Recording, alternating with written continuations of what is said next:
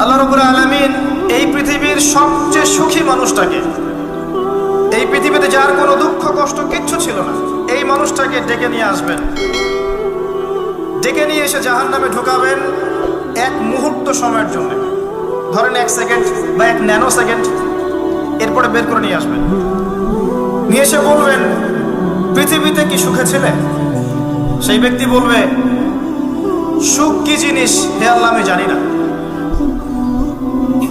আমি কি বুঝাতে পারছি ভাই? সুখ কি জিনিস আমি জানি না।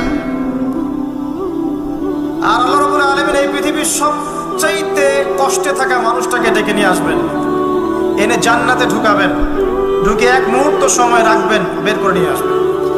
বলবেন পৃথিবীতে কষ্টে ছিলে? সেই বান্দা বলবে কষ্ট কি জিনিস আল্লাহ আমি জানি না। এটাই সেই আয়াতের ব্যাখ্যা বলা যায়।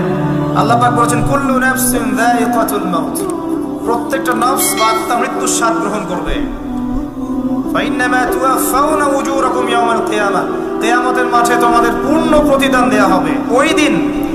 ওই দিন ফামান যুহজিহা আনিন নার ওয়া উদখিলাল জান্নাহ ফাকাদ ফাজ, সেদিন যাকে আল্লাহ পাক জাহান্নাম থেকে বাঁচাবেন, জান্নাতে প্রবেশ করাবেন, একমাত্র সে ব্যক্তি সফল আর কেউ সফল। এই আয়াতটা হচ্ছে দ্য ডেফিনেশন অফ সাকসেস, যার পিছনে আমরা ছুটছি। আমরা সাফল্যের পিছনে ছুটি না। সফল হতে হবে, নিজের পায়ে দাঁড়াতে হবে, টাকা পয়সা করতে হবে, বাড়ি গাড়ি করতে হবে, ব্যাংক ব্যালেন্স করতে হবে, জমি জমা করতে হবে, একটা সুন্দরী গার্লফ্রেন্ড চাই, একটা স্ত্রী চাই, তাই না? আমরা সাফল্যের পিছনে ছুটতে চাই, আর আমাদেরকে বস্তুবাদী দর্শন শেখায় এগুলোই সাফল্যের মানদণ্ড। তা আল্লাহ পাক এখানে বলছেন যাকে জাহান্নাম থেকে বাঁচানো হবে আর জান্নাতে প্রবেশ করানো হবে, এই ব্যক্তি ছাড়া কেউ সফল না।